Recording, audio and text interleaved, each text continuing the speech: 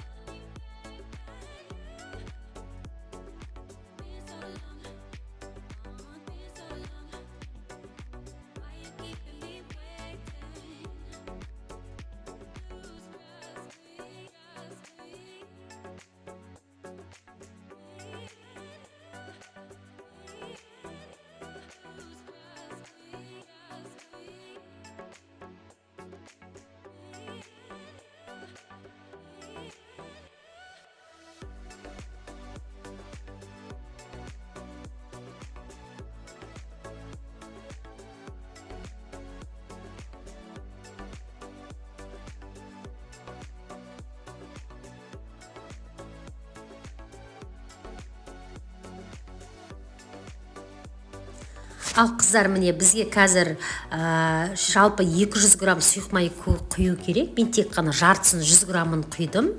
Ал 100 грамм майдың орнына сливочный масланы осылай 190 грамм ұнға араластырып, бірге араластырып салатын боламын.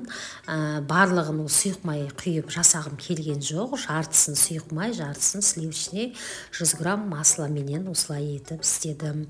Және де бізге 80 грамм грецкий орехты майдалап турап алдым. Және сухофруктыдан черносливтің осылай ішінде бес косточек түрін алдым да 80 граммын турап салдым. Және ішіне кішкене корица саламыз. Бұл жерде жалпы 1 чайный ложкадай корица салуымыз керек. Мен өйткені үйдегілер ұнатпайтын болғандықтан тек шым ғана салдым корицадан. Және разрыхлительден 8 грамм салатын боламыз. Мендегі бар разрыхлитель осындай разрыхлитель с шафраном деген түрі өте дәмді ерекше қылады бұл түрі де. Егер де простой түрі болса, бола береді. Қай түрі болса да ол енді осының барлығын жақсылап араластырамыз. Және де бұның ішіне жаңағы дайын тұрған смесіміз, жұмыртқа менен сахарды араластырған смесімізді араластыратын боламыз.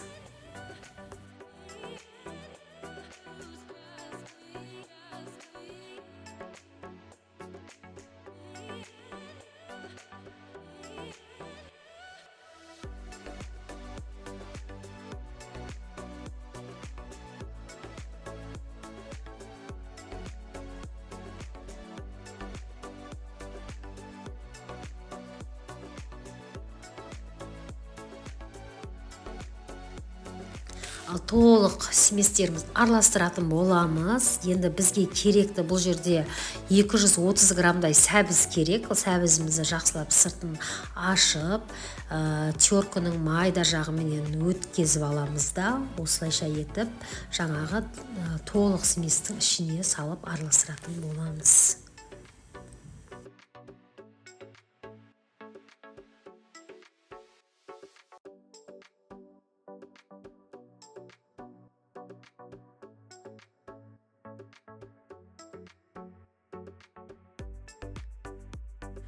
Ал қыздар, міне мен осы форманың ішін деген майлап және ұны сеуіп, жабыспау үшін осылай ұнды сеуіп, ұнды толық бар жеріне тигізіп шығыңыздар. Сосын қалған артық ұнын қайтып төгіп тастайтын болыңыздар.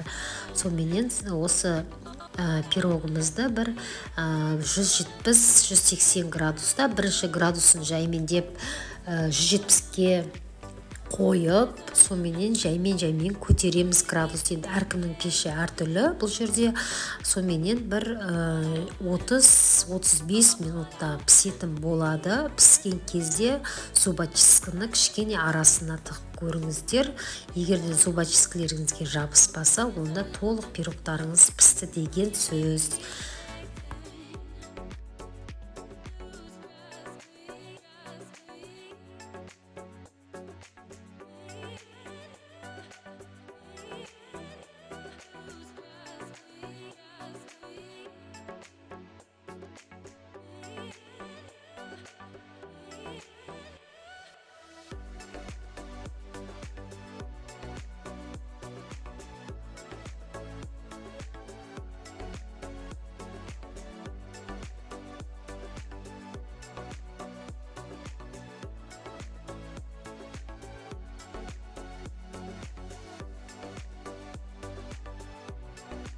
Ал қыздар, міне толық пирогымыз дайын болды. Оны ысылай емес, кішкене суытып тұрып, осылай ыдысқа салып, бетіне сахарный пудра сеуіп жіберсеңіздер болады. Любой, енді өздеріңіздің қалауларыңыз.